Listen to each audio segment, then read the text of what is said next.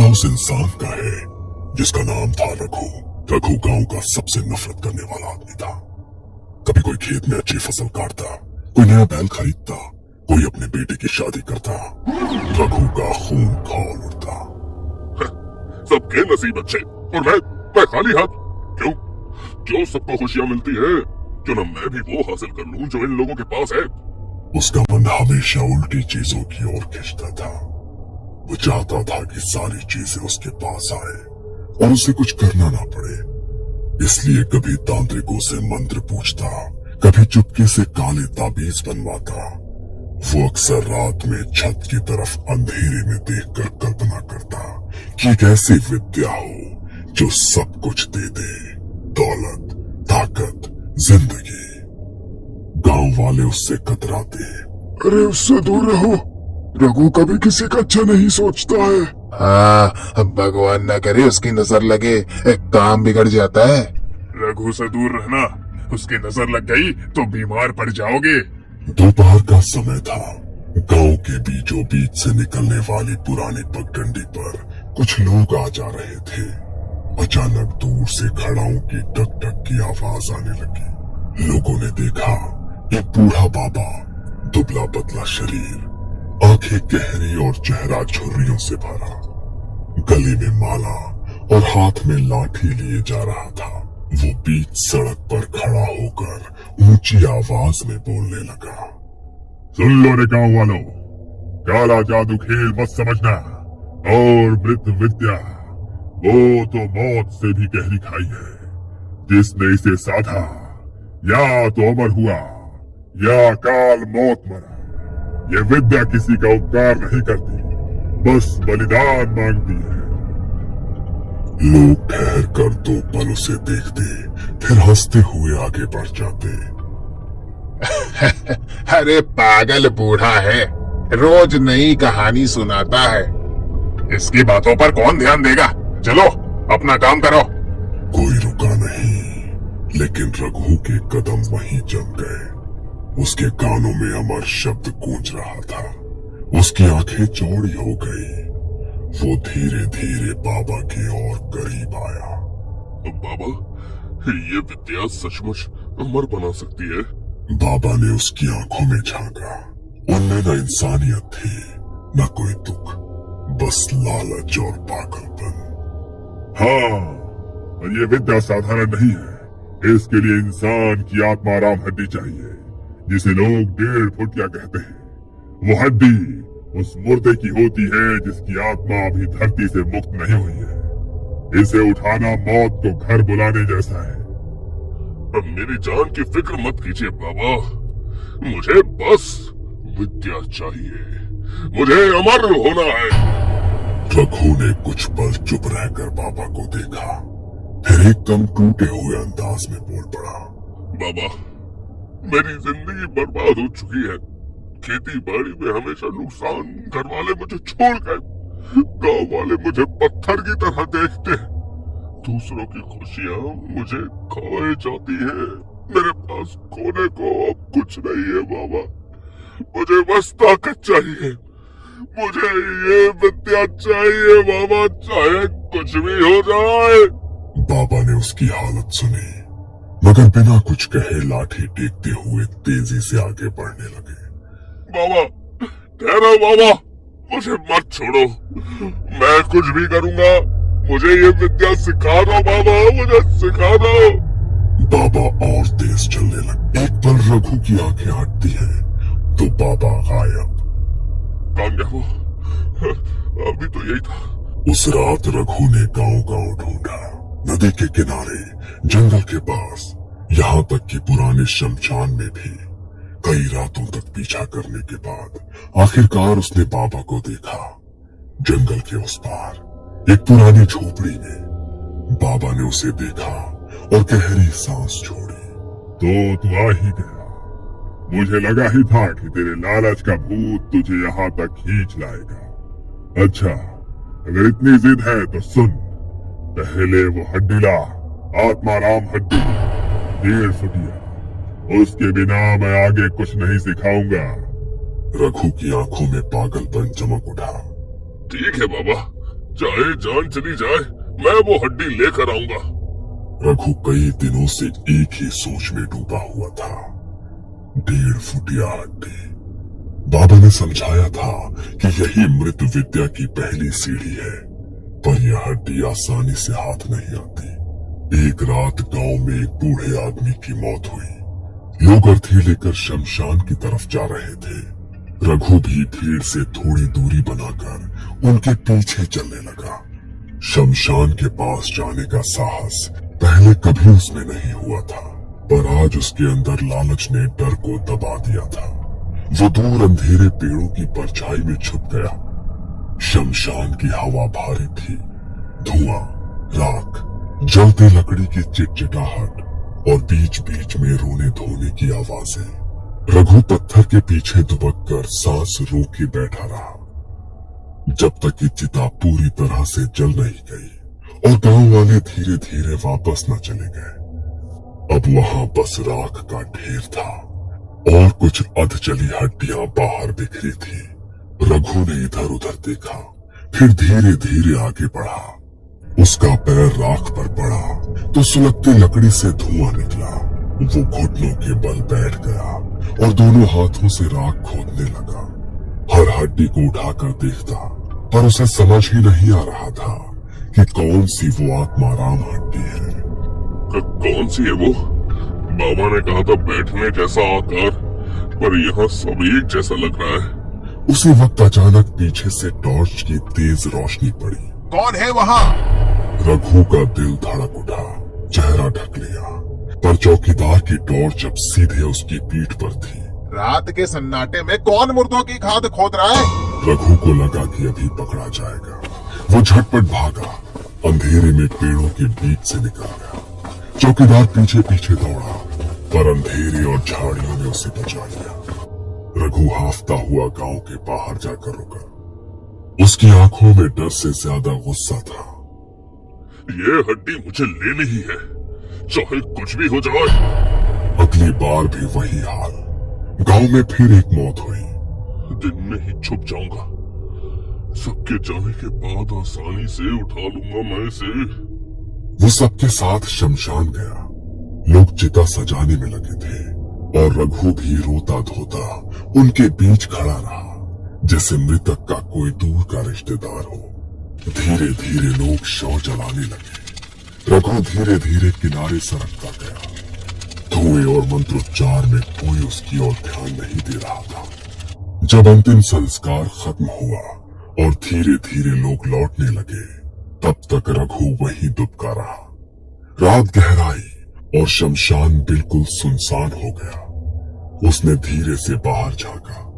बस राख और आधी जली लकड़ियों का ढेर। वो फिर से घुटनों के बल बैठा और राख कुरेदने लगा, पर इस बार भी हड्डियां उसे कुछ समझ नहीं आ रही थी। कभी कोई लंबी टांग की हड्डी हाथ लगती, कभी आधा जला जबड़ा। वो सब उलट पलट कर देखता रहा। अचानक पीछे से खांसने की आवाज आई। रघु का खून जम गया। उसने पलट कर देखा, चौकीदार फेरा पहुंचा था। ये कौन है? अभी फिर कोई घूम रहा है क्या? रघु ने फिर भागने की कोशिश की, पर इस बार चौकीदार ने उसे साफ साफ देख लिया। अरे ये तो रघु है। मुर्दों की राख में क्या ढूंढ रहा है? चौकीदार ने गांव में बात फैला दी कि उसने रघु को शमशान में कई बार देखा है। गांव के लोग लाठियां लेकर उसे ढूंढने लगे। रघु गांव के सीमा पर अकेला बैठा मिला। मुर्दों की चिता लूटता है, गांव पर अभिशाप लगाएगा, मारो साले को। भीड़ ने रघु को पकड़कर घसीटा, लाठियों और पैरों से पीटा। उसके मुंह से खून निकला। आखिरकार गांव के बुजुर्गों और पंचायत ने फैसला सुनाया। अब तू गांव में नहीं रहेगा, निकल जा यहाँ से।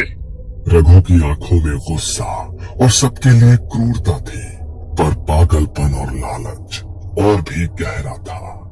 उसने दांत भींच लिए। विद्या मुझे ही चाहिए, चाहे ये लोग कुछ भी करें।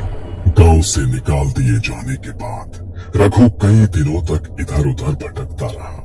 रात को भूखा सोता, दिन में इधर उधर घूमता, पर उसके दिमाग में सिर्फ एक ही चीज गूंजती रही, मृत विद्या, 1.5 फुटिया, अमरता। उसका शरीर कमजोर होता जा रहा था, पर आंखों में पागलपन और बढ़ गया था। फिर एक शाम उसे खबर मिली कि गांव में फिर किसी की मौत हुई है।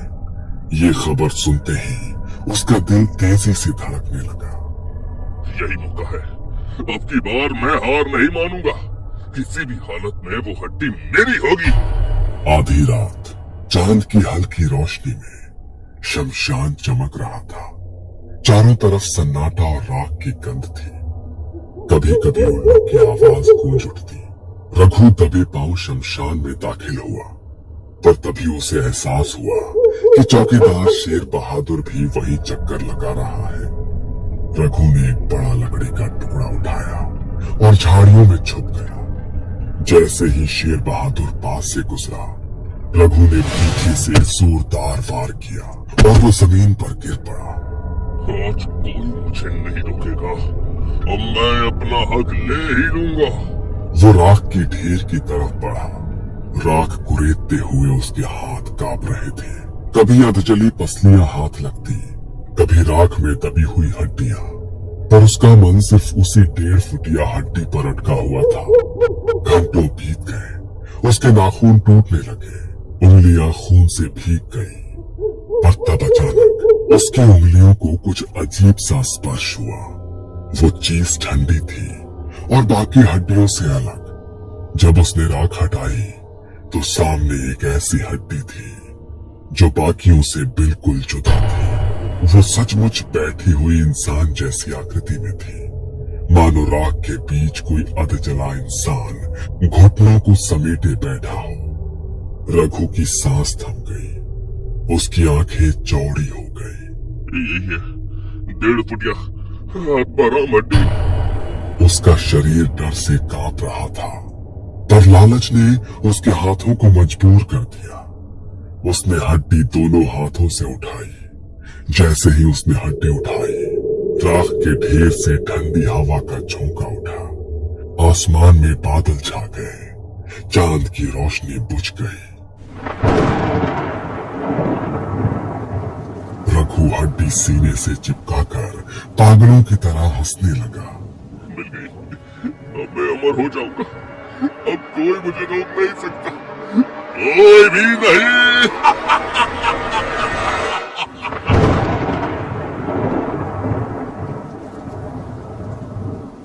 वो हड्डी कपड़े में लपेटकर अपने झोले में डालकर भागा।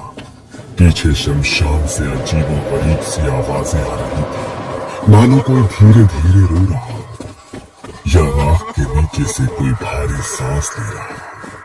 पर रघु अब सिर्फ अपने सपनों में खो गया था। उसे लग रहा था कि वो अब साधारण इंसान नहीं रहा। वो अपने आप को अमर और ताकतवर देखने लगा था। अगली शाम रघु बाबा के ठिकाने पर पहुंचा। घने जंगल में बनी छोटी सी झोपड़ी, दरवाजे पर लाल धागे और नींबू मिर्च टंगी हुई।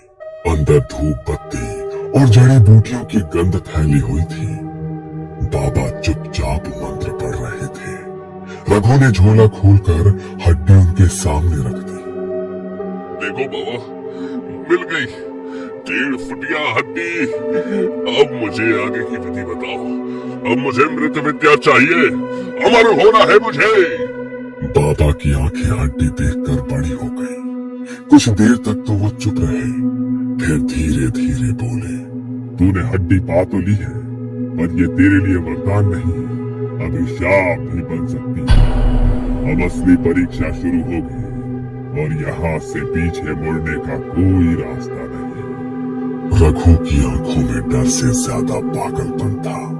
मुझे फर्क नहीं पड़ता बाबा, जो भी करना पड़े मैं करूंगा, बस मुझे अमर बना दो। रघु जब बाबा के पास आत्माराम हड्डी लेकर पहुंचा, तो बाबा ने पहली नजर में ही उसकी आंखों में देखा। उसमें इंसान की मासूमियत नहीं थी, सिर्फ एक लालच, एक पागलपन और हवस थी। बाबा का दिल कांप गया। तू सच में इसे कर ही बैठा। तेरी आंखों में मैं अब भी इंसानियत नहीं देख रहा, बस अंधेरा है। याद रख, ये खेल नहीं है। जो हड्डी तू लाया है वो तुझे वरदान भी दे सकती है और अकाल मौत भी। रघु ने बाबा की बात काट दी। बाबा, मौत से डरता होता तो आज यहाँ ना होता। मुझे बस विद्या चाहिए, मुझे अमर होना है। बाबा ने गहरी सांस ली और पास रखी लकड़ी की थाली उठाई। थाली में कुछ चीजें रखी थी, राख, लाल धागे, काले तिल, चाकू और तेल से भीगे नींबू। सुन, अब ये विद्या की असली तैयारी है। ये आत्माराम हड्डी 7 दिन तक जमीन में गाड़ी जाएगी, किसी सुनसान जगह जहाँ दिन रात कोई ना आता। 13वें दिन से पहले इसकी विधि पूरी करनी होगी। अगर तू विधि करने से चूका तो जिस आत्मा से ये जुड़ी है वो तुझे जिंदा निकल जाएगी। रघु की आंखें चमकने लगी। बस इतना ही? ये तो मैं कर लूंगा, आगे बताओ। ये 7 दिन सबसे कठिन होंगे। तुझे नींबू और काले तिल रोज जलाकर मंत्र पढ़ने होंगे। रात को उस जगह के आसपास कोई आए तो उसे वहां से भगाना होगा। और सबसे जरूरी बात, वो हड्डी रात को रूप बदल सकती है। कभी बच्चे जैसी लगेगी तो कभी बूढ़े जैसी। अगर तूने उसे गलती से फेंक दिया तो तेरा दिमाग वहीं खत्म हो जाएगा। रघु ने बिना सोचे समझे हामी भर दी। चाहे कुछ भी हो जाए, मैं ये सब करूंगा। बस विद्या मेरी होनी चाहिए। रघु उसी रात एक सुनसान टीले पर गया। वहां जमीन खोदकर आत्माराम हड्डी काट दी और ऊपर राख छिड़ा दी। पर रात को अजीब हो गया। उसके कानों में जैसे फुसफुसाहट गूंजने लगी। निकाल मुझे, निकाल। रघु चौंक कर उठ बैठता है, पसीने से तरबतर हो जाता है। सुबह वो उस जगह गया तो देखा कि हड्डी आधी बाहर निकली हुई थी, मानो जमीन ने उसे थूक दिया। उसने फिर गड्ढा खोदा और हड्डी दबा दी, पर शाम तक वो फिर बाहर निकली। ये जमीन इसे थूक क्यों रही है? क्यों नहीं मानती है? तीसरे दिन उसने और गहरा गाड़ा, राख, तेल और तिल से गड्ढा भरा। पर उस रात उसे एक सपना आया। सपने में उसने देखा कि कोई लंबा काला आदमी उसकी गाड़ी हुई हड्डी निकाल रहा है और हड्डी उठाकर उसकी ओर हंस रहा है।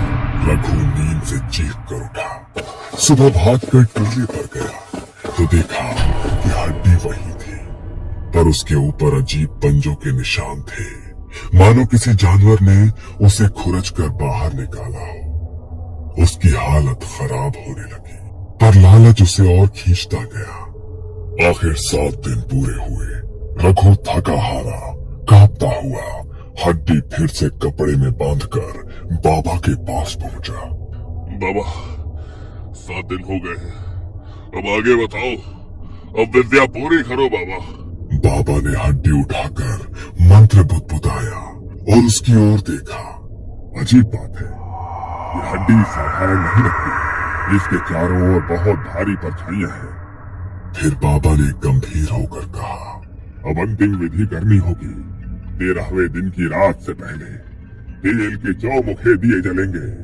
राख, रक्त और मंत्र के साथ आत्मा को बुलाना होगा। अगर आत्मा आई और तू उसे बांध पाया तो विद्या तेरी होगी, और अगर आत्मा तुझसे छूट गई तो ये तेरा शरीर उसका निवास बन जाएगा। रघु की आंखों में डर नहीं बल्कि पागलपन और बढ़ चुका था। जो होगा देखा जाएगा बाबा। अब मुझे रोकने वाला कोई नहीं, बस शुरू करो। 13वीं रात। चारों तरफ काला अंधेरा, हवा भारी, जैसे जमीन भी किसी भयानक इंतजार में दबी हुई है। रघु और बाबा शमशान के उस कोने में पहुंचे जहां रघु ने 7 दिन पहले हड्डियां गाड़ी थी। वहां चारों तरफ राख फैली थी और चिता की जली हुई लकड़ियों से धुएं की हल्की गंध आ रही थी। बाबा ने चारों तरफ काला धागा बांधा और बीच में गोलाकार घेरा बनाया। फिर घी से एक दिया जलाया और हड्डियों को उस घेरे के बीच रखा। आज की रात आखिरी है रघु, याद रख, इस घड़ी जरा भी डर गया तो ये आत्मा तुझे चीर कर रख देगी। रघु की आंखों में अजीब चमक थी, पर उसके होंठ कांप रहे थे। उसने अपने मन में बस यही सोचा, बस आज की रात, कल से मैं उमर हो जाऊंगा। बाबा ने विधि शुरू की। उसने लाल रंग का चूर्ण राख पर छिड़का और काले तिल, कांच के टुकड़े और नींबू उस घेरे में रखे। फिर धीरे धीरे मंत्रोच्चार शुरू किया। पहले सब कुछ शांत था, फिर हवा अचानक तेज हो गई। पेड़ों की डालियां कर्र कर्र की आवाज करने लगी। रघु का दिल तेज धड़क रहा था। कुछ ही देर में राख हिलने लगी, हड्डियां धीरे धीरे कांपने लगी। बाबा, ये हड्डियां हिल रही है बाबा। चुप रह, मंत्र बोलता रहे, यही असली घड़ी है। लेकिन रघु की आंखें फैल गई। हड्डियों से धुआं निकल रहा था और धीरे धीरे उस धुएं से एक परछाई बन रही थी। वो परछाई लंबी और भयानक सी थी। उसकी सांस से जैसे राख उड़ रही थी। रघु का गला सूख गया। उसने बाबा की तरफ देखा, पर बाबा आंखें बंद कर मंत्र पढ़ रहा था। मंत्र मत रोक, वरना ये तुझ पर हावी हो जाएगी। रघु की नजर परछाई से मिली। उसकी रीढ़ की हड्डी तक ठंड दौड़ गई। वो परछाई सीधे उसकी ओर बढ़ने लगी। रघु बुरी तरह कांपने लगा। उसके होठों से मंत्र टूटने लगे। बाबा, ये मेरे पास आ रही है बाबा। बाबा, डर मत, बोलता रह, नहीं तो तेरा अंत यही है। लेकिन रघु के दिल में जो लालच था, अब डर ने उसे पूरी तरह कुचल दिया था। उसकी जुबान लड़खड़ा गई और मंत्र अधूरा रह गया। अचानक तेज चीख के साथ वो भयानक परछाई रघु पर टूट गई। उसकी चीख ने उस पहाड़ी की शांति को हिला दिया। नहीं, मुझे अमर होना है। अगले ही पल उसकी चीख अंधेरे में गुम हो गई। बाबा ने आंखें खोली, पर अब वहां रघु की जगह बस राख और टूटी हड्डियां पड़ी थी। अचानक हवा थम गई। मृत सन्नाटे में सिर्फ दिए की लौ कांप रही थी और धीरे धीरे वो काली परछाई वापस उसी हड्डी में समा गई। बाबा अवाक रह गए। उसकी आंखों में डर था, चारों तरफ सन्नाटा। रघु अब राख के ढेर में पड़ा था। उसका चेहरा काला, आंखें खुली हुई और शरीर ऐसा लग रहा था मानो अंदर से खाली हो गया हो। बाबा धीरे धीरे आगे बढ़े। उनकी सांसें भी भारी हो चुकी थी। उन्होंने रघु का शव देखा और चौंक पड़े। ये कैसे हो गया? आत्मा कभी इस तरह कब्र से निकलकर साधक को खत्म नहीं करती। कुछ तो गड़बड़ है। बाबा की नजर उस हड्डी पर पड़ी जो अभी भी घेरे में रखी थी। वो कांपते हाथों से उसके पास गए। जैसे ही उन्होंने पहली बार हड्डी को हाथ में उठाया, एक ठंडी लहर उनके शरीर में दौड़ गई। उनके कानों में किसी औरत, किसी बच्चे, किसी बूढ़े की एक साथ चीख गूंज उठी। ये सामान्य हड्डी नहीं है। बाबा ने हड्डी को अपने झोले में डाला और आंखें बंद करके मंत्रोच्चार शुरू किया। वो लगातार तांत्रिक बीज मंत्र बोलते रहे ताकि असली रहस्य पता चल सके। धीरे धीरे उनके सामने दृश्य खुलने लगा। उन्होंने देखा वो इंसान जिसकी ये हड्डी थी, उसके ऊपर पहले ही किसी ने काला जादू किया हुआ था और उसी काली आत्मा ने उस इंसान की जान ली। उसकी आत्मा पर कई और आत्माओं ने कब्जा कर लिया और उसी कब्जे ने उसे अंदर से खा लिया था। इसलिए उसकी आत्मा इतनी शक्तिशाली हो चुकी थी कि वो कभी किसी साधक के वश में नहीं आएगी। हे भगवान, ये तो श्रापित हड्डी है। इसमें एक नहीं कई आत्माएं बंधी हुई है, इसलिए इसी ने रघु की जान ले ली। ये किसी इंसान के बस में आ ही नहीं सकती। बाबा ने गहरी सांस ली। उन्होंने चारों तरफ देखा और जल्दी जल्दी मंत्र पढ़ते हुए हड्डी को फिर वहीं गाड़ दिया। पर उनके चेहरे पर एक डर साफ झलक रहा था, जैसे वो जानते हो कि यह हड्डी सिर्फ रघु के लालच का अंत नहीं, बल्कि भविष्य में भी किसी और की बर्बादी का कारण बने।